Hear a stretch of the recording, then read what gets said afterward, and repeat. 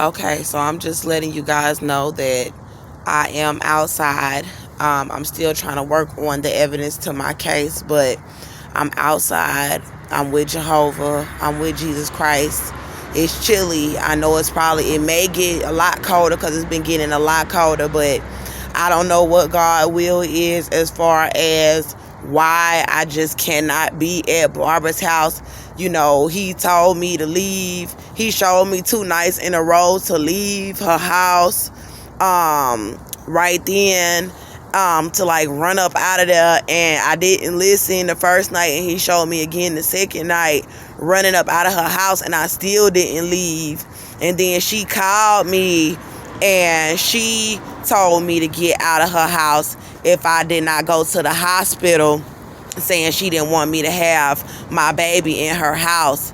And everybody knows how they've been doing me at these hospitals, and I really need to continue to put this evidence out. And God was showing me that my family would try to prevent me from having my baby, or from having my son back.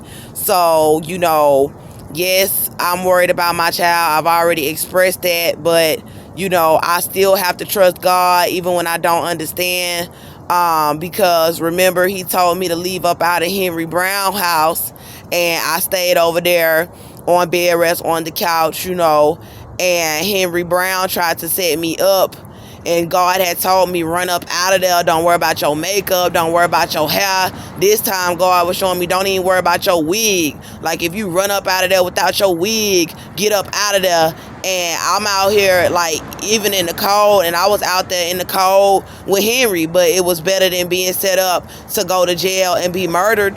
You know what I'm saying? Like, being outside in the cold, pregnant, with no doctor was better than Henry Brown and Cannon and them. Henry Brown setting me up to be murdered.